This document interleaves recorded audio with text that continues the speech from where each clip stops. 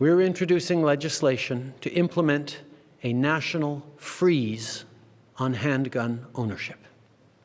What this means is that it will no longer be possible to buy, sell, transfer, or import handguns anywhere in Canada. In other words, we're capping the market for handguns. As a further part of this new legislation, we're also fighting gun smuggling and trafficking by increasing maximum criminal penalties and providing more tools for law enforcement to investigate firearm crimes. And will require the permanent alteration of long gun magazines so they can never hold more than 5 rounds. These are actions that doctors, experts, and chiefs of police have been calling for years, and we're acting on their advice. Well, I kind of agree with him. This feels weird. I support a handgun ban. I don't feel anyone should have a weapon in which its sole purpose is to kill people. And I can admit that for right now, I'm wrong.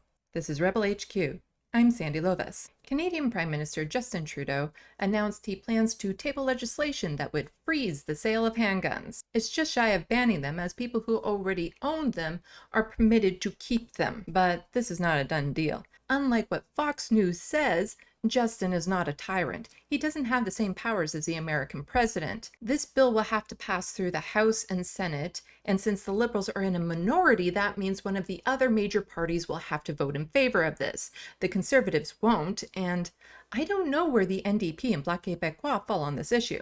Although I would support a total ban, I recognize that's not where the majority of the country is at. The majority are satisfied with the current restrictions. This TikToker sums them up. To legally buy a gun in Canada, you need a federal license, which is called a Possession and Acquisition License, or short form, PAL. You need to take a federal firearms course, which is a written and practical test that you need to pass. As well, you go through an RCMP or a police background check, which could take months. If you want to own something other than a shotgun or a rifle for hunting purposes, like a handgun or an AR-15, then you need to get a restricted PAL, which even needs more testing for you.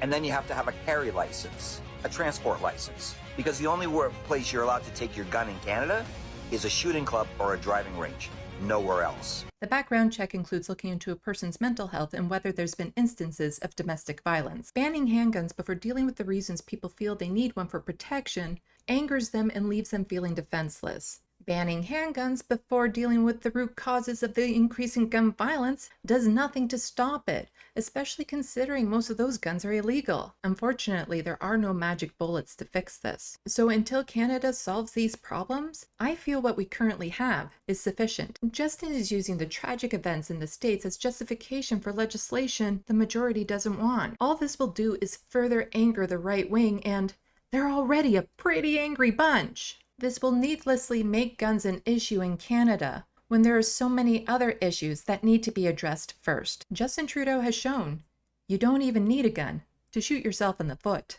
For more of my stuff, look for me on social media's left of the box. Don't forget to hit buttons and leave comments. Thanks for watching, and until next time, get informed, get involved.